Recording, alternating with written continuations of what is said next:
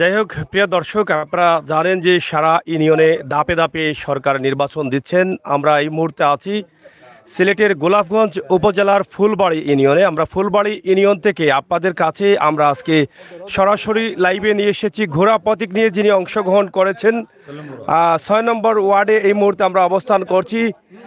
এনামুল আহমেদ রিফন ভাইয়ের কাছ থেকে আমরা আজকে জানবো যে ওনার বর্তমান নির্বাচনী অবস্থা কি, এবং এখানে অনেক সমর্থকরা আছেন যারা ঘোড়া মার্কাকে সমর্থন করেন। তাদের কাছ থেকেও আমরা বক্তব্য নেওয়ার চেষ্টা করছি। তো আশা করি সরাসরি আপনারা আমাদের সাথে থাকবেন। তো প্রিয় দর্শক, এখানে আসলে যারা ঘোড়া প্রতীক নিয়ে মানুষের ঘরে ঘরে ধারে ধারে যাচ্ছেন যে ভোট চাওয়ার জন্য, আসলে তাদের কাছ থেকে আমরা কিছু বক্তব্য জানতে চাই। তো আমরা এই মুহূর্তে আপনাদের কাছ থেকে জানতে চাই যে এই যে ২৬শে ডিসেম্বর আপনাদের ইউনিয়ন নির্বাচন, আপনারা ঘোড়া প্রতীক নিয়ে মাঠে কাজ করছেন মামুনুল আহমেদ রিফন ভাইয়ের সমর্থনে। তো কতটুকু আশাবাদী আছেন এই নির্বাচনে আপনারা? আমরা ৯০%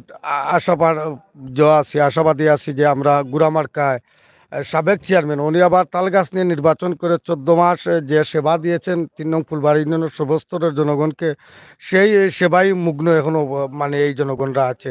তো আমরা যেদিকেই যাচ্ছি আমাদের প্রার্থী নিয়ে বা প্রার্থী ছাড়াই আমরা গণসংযোগে যাচ্ছি, গোর টু গোরে গোরে আমরা ইনটুর করে আমরা ভোট চাইছি, তখন যে মানুষে একটি কথাই বলছে যে এই ছেলেটাকে ভোট দিবে।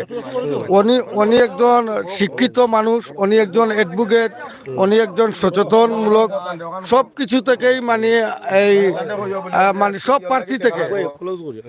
প্রার্থী থেকে মানে উনি একটা ভিন্ন।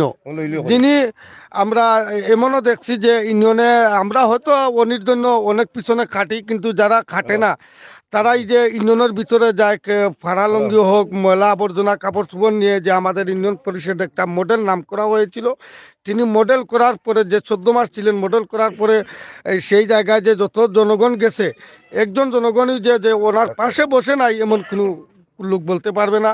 সবাই বসছে, ধনী গরিব সবাই মূল্যায়ন পাইছে, সম্মান পাইছে, বা কিছু যে জায়গা মেলা থাকে ওগুলাই অ্যাডভোকেট মামুন আহমদ রিপন সাহেবের মধ্যে সম্ভাবনা হয়ে যায়। তখন কি আমরা জনগণ মানে কোর্টে যাওয়া লাগে না, থানায় যাওয়া লাগে না, তাই অনেক কিছু মানুষের সেবা নিয়েই উনি তো উনি বারবার বলেন একটি কথাই আমরা সবচেয়ে সুন্দর লাগে যে উনি বিজয় করুক বা না করুক, আমাদেরকে নিয়েই উনি ৩ নং ফুলবাড়ি ইউনিয়নের উনির জীবনটা কাটিয়ে দিবেন, এই বলেই আমি আর প্রত্যাশা রাখলাম। ইনশাল্লাহ বিজয় নিশ্চিত আমাদের। প্রিয় দর্শক, আমাদের মাঝে উপস্থিত হয়েছেন মামুন আহমেদ রিফন ভাই, যিনি ঘোড়া প্রতীক নিয়ে অংশগ্রহণ করেছেন এই নির্বাচনে। আপনারা জানেন যে ইউনিয়ন নির্বাচনকে ঘিরে সাধারণ মানুষের অনেক চাওয়া থাকে, অনেক পাওয়ার থাকে। অধিকার বঞ্চিত মানুষ যারা আছেন তাদের অধিকার ফিরিয়ে পাবার জন্য কিন্তু সরকার ইউনিয়ন নির্বাচন দিয়েছেন, ওয়ার্ড দিয়েছেন, ওয়ার্ডে মেম্বার দিয়েছেন।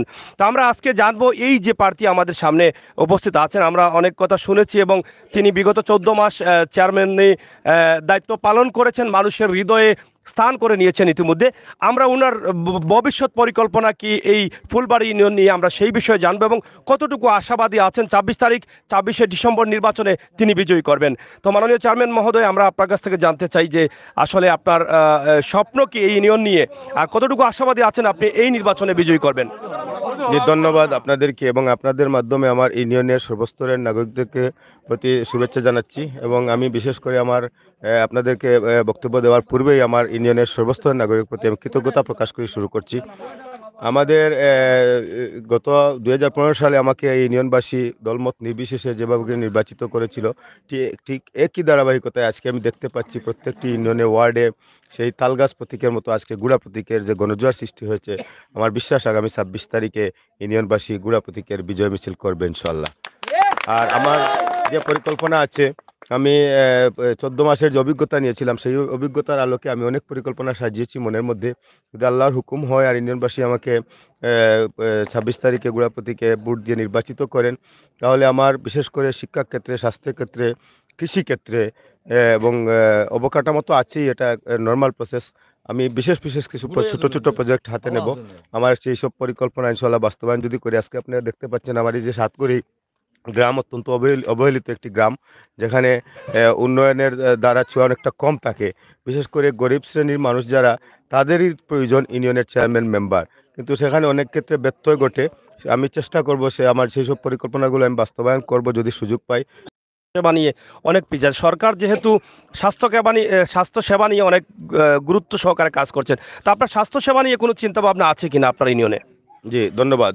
অবশ্যই স্বাস্থ্যসেবা নিয়ে আমার পরিকল্পনা আছে। বিশেষ করে আমাদের ইউনিয়ন স্বাস্থ্য কমপ্লেক্স যেটা আছে, সেটা আমি যখন দায়িত্বে ছিলাম তখন আমাদের এলজিএসপি ফান্ড থেকে আমি বিশেষভাবে, অনেকে হয়তো এটা দিতে চায় না, সকলেই রাস্তার জন্য ফান্ড বরাদ্দ দিতে চান। আমি তখনকার সময় স্বাস্থ্যের জন্য একটা ফান্ড দিয়েছিলাম ইউনিয়ন পরিষদের কাছ থেকে, ইউনিয়ন পরিষদের ফান্ড থেকে। এবং এইবারও আমার পরিকল্পনা আছে, একজন মহিলা থাকেন যিনি বিভিন্ন ডেলিভারি সহ মহিলাদের বিভিন্ন রকমের চিকিৎসার ব্যবস্থা করেন। আমি তখন তাদেরকে বলতাম যে টিভিতে যখন অ্যাডভার্টাইজ দিত, অ্যাড দেয় এই যে মাদেরকে, শিশুদেরকে সচেতন করামূলক কিছু অ্যাড দেয়, ঠিক একইভাবে ওই যে শেফালি আপা, আমাদের ওনার নাম ছিল শেফালি। আচ্ছা। তখন আমি তখনই বলতাম যে আপনাকে এমন শেফালি আপা বানিয়ে দেবো যাতে পুরো ইউনিয়নের প্রত্যেকটি শিশু এবং মায়েরা, মহিলারা জানতে পারে যে ফুলবাড়ি ইউনিয়নে একজন শেফালি আপা আছে। তো আমার এই লক্ষ্যে একটা পরিকল্পনা আছে। আমাদের কমিউনিটি ক্লিনিকগুলা আছে ঠিকই, কিন্তু একদম অচল অবস্থায় আছে। আমার পরিকল্পনা আছে যদি কমিউনিটি ক্লিনিকগুলোকে যদি আমরা সচল করতে পারি, তাহলে আমার ইউনিয়নের জনগণ স্বাস্থ্যসেবা অনেকটা ভালো সেবা পাবে বলে আমি বিশ্বাস করি, এবং আমার একটা ইচ্ছা আছে যদি আমি সুযোগ পাই আমি এই ক্ষেত্রে কাজ করবো ইনশাল্লাহ। আমরা একটি বিষয় জানতে চাই, জনসেবাকে আপনি আসলে কিভাবে মনে করছেন? এটা কি আসলে নামের জন্য করছেন, না আসলে কিভাবে মনে করছেন জনসেবা? জি, ধন্যবাদ।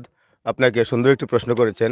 আসলে ২০১৫ সালে আমি যখন তালগাছ প্রতীক নিয়ে নির্বাচনে দাঁড়াই, আমার এই ইউনিয়নের সর্বস্তরের সর্বশ্রেণী পেশার মানুষ আমাকে যেভাবে সহযোগিতা করে তালগাছ প্রতীককে নির্বাচিত করে দিয়েছেন, যে চেয়ারের জন্য, যে নামের জন্য মানুষ লক্ষ লক্ষ কোটি কোটি টাকা খরচ করে বছরের পর বছর হাঁটতে হাঁটতে জুতা ক্ষয় করে, কিন্তু আমার এই ইউনিয়নের মানুষ আমাকে যে মায়া দেখিয়েছেন, আমাকে যে নামটি দিয়েছেন, সেই নামটি আর হয়তো কেউ কখনো নিতে পারবেন না।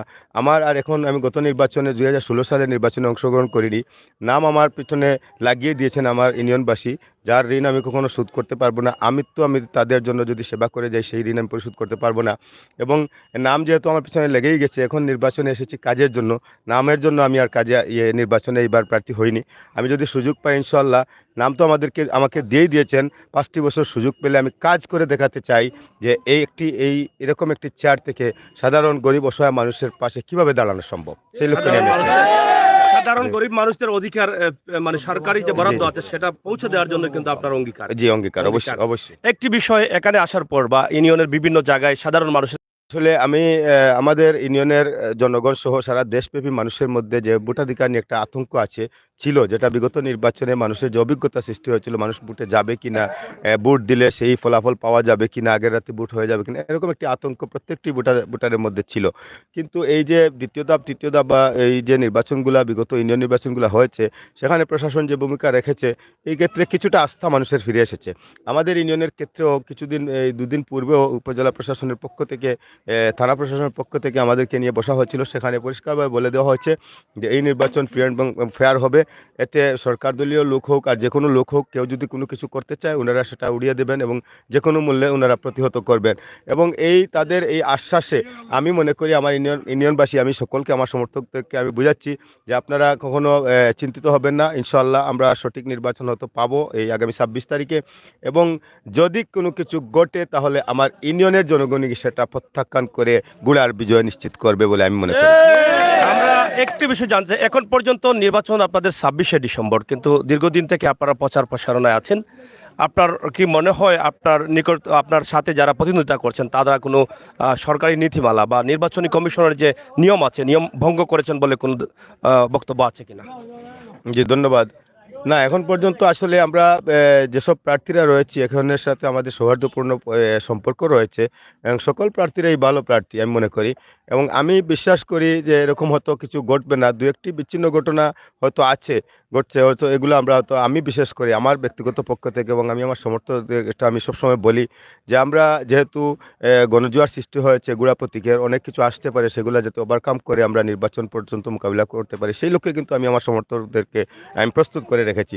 তবে এই যে পোস্টার ছিঁড়ার একটা বিষয় আছে বা শোডাউনের বিষয় আছে, আমরা কিছুদিন পূর্বে দেখেছি নৌকা প্রতীকের এমন একটি শোডাউন হলো যেটা হয়তো আইনে এটা সিদ্ধ না, কিন্তু তার পরবর্তীতে আবার গতকালকে একটা ওই যে মোটরসাইকেলের একটা শোডাউন হলো, যেগুলো হয়তো আইনের প্রতি সিদ্ধ না, কিন্তু ওনারা যেহেতু করেই যাচ্ছেন, প্রশাসন যেহেতু কোনো ব্যবস্থা নিচ্ছেন না, তাহলে আমি মনে করি আমি বা আরও অন্য প্রার্থীরাও সেরকম প্রচারণা করতে ওনারা বাধা বিপত্তি দিবেন না।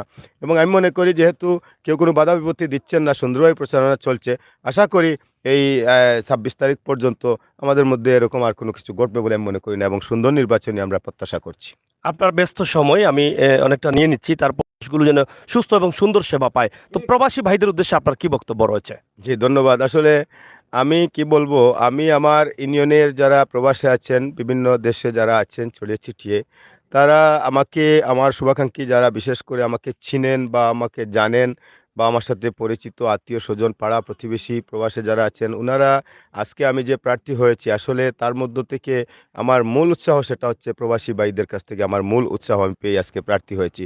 এবং আজ পর্যন্ত আমার নির্বাচনী প্রচারণায় আর্থিকভাবে, মানসিকভাবে বিভিন্ন জায়গায় ফোন করে আমার এই প্রবাসে যারা আছেন সকলের কাছে আজীবন কৃতজ্ঞ, এবং আমি সকলের কাছে দোয়া চাই, আমি যদি আল্লাহর হুকুম হয় আর ২৬ তারিখে নির্বাচিত হই, ওনারা যেভাবে আমাকে সহযোগিতা করছেন, তাদের প্রত্যাশা যেটা আছে সেটা আমি যেন শতভাগ পূরণ করতে আল্লাহ আমাকে সেই তৌফিক দান করেন, আমি সকলের কাছে সেই দোয়াও চাচ্ছি। এবং প্রবাসী ভাইদের কাছে যারাই আছেন, আমার শুভাকাঙ্ক্ষী সহ সকল প্রবাসী ভাইদের কাছে আমি কৃতজ্ঞতা প্রকাশ করছি। সবাই ভালো থাকবেন, আপনাদের জন্য আমাদের এই ইউনিয়নবাসীর দোয়া থাকবে ইনশাআল্লাহ। আরে ভাই আমাদের প্রতীক আছে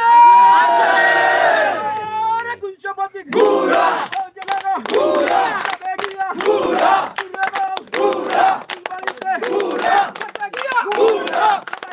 ঘুরা আরে ভাই ঘুরা ঘুরা আল্লাহ ঘুরা আরে ঘুরা ঘুরা ঘুরা। প্রিয় দর্শক, কথা বলছিলাম ৩ নং ফুলবাড়ি ইউনিয়নের ঘোড়া প্রতীক নিয়ে মামুন আহমদ রিপন ভাইয়ের সাথে, যিনি নির্বাচনে অংশগ্রহণ করেছেন। ওনার নির্বাচনী অংশগ্রহণ করার পিছনে আরেকটি কারণ আছে। যিনি দীর্ঘ ১৪ মাস চেয়ারম্যানের পদে চেয়ারে বসে মানুষের সেবা দিয়ে গেছেন নিরলসভাবে এবং মানুষের হৃদয়ে স্থান করে নিয়েছেন। এখনও তিনি আশা করছেন সুস্থ সুন্দর নির্বাচন হবে এবং সেই নির্বাচনে বিজয় হবে ওনার বিপুল ভোটে। তো প্রিয় দর্শক, সবাই দোয়া করবেন, ভালো থাকবেন, সুস্থ থাকবেন। আমরা যে যেখানে আছি, আমাদের প্রত্যেকের দায়িত্ব এবং কর্তব্য প্রত্যেকটি ইউনিয়নে যেন প্রত্যেকটি ভালো মানুষকে আল্লাহ তাআলা নির্বাচিত করেন এবং যে মানুষের দ্বারা গরিব, অসহায়, অধিকার বঞ্চিত মানুষগুলো তার অধিকার ফিরে পাবে, সেই প্রত্যাশা আমরা সবাই রাখতে পারি। সবাই ভালো থাকবেন, সুস্থ থাকবেন, নিরাপদ থাকবেন আর সবসময় নেয়ার সাথে থাকবেন। এতক্ষণ কথা বলছিলাম আমি আমির হোসেন সাগর, সাথে আছেন আমাদের প্রতিনিধি নুরুল ইসলাম। ধন্যবাদ আপনাদের সবাইকে। আল্লাহ হাফেজ। আল্লাহ হাফেজ। আসসালামু আলাইকুম।